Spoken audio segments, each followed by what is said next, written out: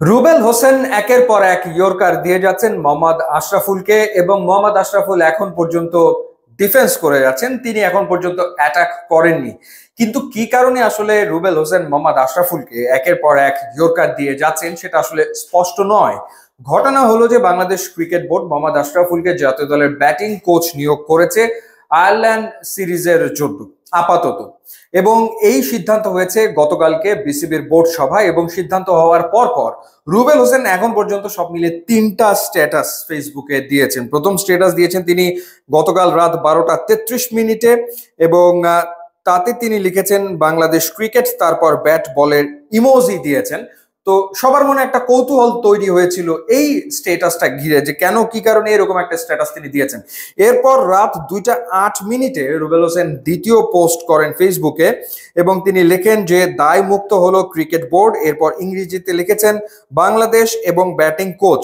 তখন আসলে সবাই বুঝতে পারে যে মোহাম্মদ আশরাফুলকে যে ব্যাটিং কোচ নিয়োগ করা হয়েছে সেই প্রসঙ্গেই তিনি আসলে কিছু একটা বলতে চাইছেন বা কিছু একটা লিখছেন। এবং আজ দুপুর 2টা 2 মিনিটে তিনি পুরোপুরি ব্যাপারটা স্পষ্ট করেন ফেসবুকে তৃতীয় একটা পোস্ট দিয়ে। সেখানে তিনি লিখেছেন যে যে মাঠ একসময় বিশ্বাস হারিয়েছে সেই মাঠেই আবার শিক্ষা দিতে আসা। জীবনটা আসলে সিনেমা, সময় সত্যি অদ্ভুত। যাদের একসময় উদাহরণ হিসেবে বাদ দেওয়া হয়েছিল আজ তারা উদাহরণ দিতে এসছে। শুনুন, নামের পাশে কোচ লেখা মানে দায়িত্ব, গর্ব না। I love BD cricket. তো স্পষ্টতই ইঙ্গিত করেছেন মোহাম্মদ আশরাফুলকে। এক সময় ম্যাচ গড়াপেটার কারণে মোহাম্মদ আশরাফুল ক্রিকেটেই নিষিদ্ধ হয়ে গিয়েছিলেন, সেটা বিপিএল এর ঘটনা। তো সেটির ইঙ্গিত ছিল রুবেল হোসেনের এই তৃতীয় পোস্টে। এবং একরকমের বলা যায় যে খোঁচাই তিনি দিয়েছেন বাংলাদেশ ক্রিকেট বোর্ডকে।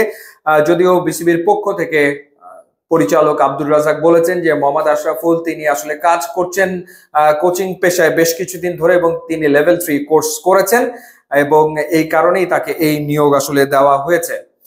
ঘটনা যেটা হলো যে রুবেল হোসেন কিন্তু মোহাম্মদ আশরাফুলের ক্যাপ্টেন্সিতে 5টা ওয়ানডে ম্যাচ খেলেছেন। 5টা ম্যাচে রুবেলের ক্যাপ্টেন ছিলেন মোহাম্মদ আশরাফুল, এবং তখন আসলে তাদের সম্পর্ক খুব একটা সুখকর ওরকম কিন্তু ছিল না।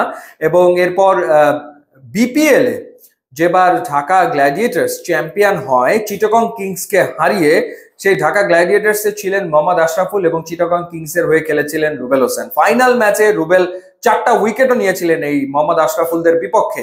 44 রান তিনি খরচা করেছিলেন, 4 উইকেট তিনি নিয়েছিলেন, এবং ম্যাচটা ঢাকা গ্ল্যাডিয়েটার্স জিতেছিল, তারা চ্যাম্পিয়ন হয়েছিল।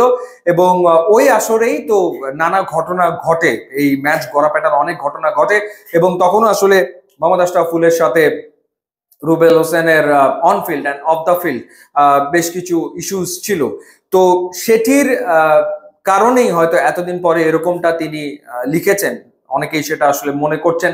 আবার নেটিজেনদের কারো কারো মন্তব্য দেখলাম যে আলোচনায় থাকার জন্য রুবেল হোসেন মূলত আসলে ফেসবুকে এই ধরনের স্ট্যাটাস তিনি দিয়েছেন, এবং ইদানিং কালে এই ধরনের স্ট্যাটাস তিনি মাঝে মধ্যেই দিয়ে থাকেন।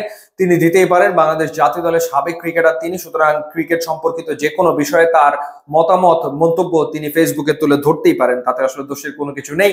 কিন্তু সবার মনেই আসলে ওই প্রশ্নটা জাগে যে সাবেক সতীর্থ একসময় একসাথে ক্রিকেট খেলেছেন, যার নেতৃত্বে তিনি ওয়ানডেতে মাঠেও নেমেছেন, সেই আশরাফুলের এগেনস্টে কেন এই ধরনের কটাক্ষমূলক বা ইঙ্গিতপূর্ণ স্ট্যাটাস তিনি আসলে দেবেন।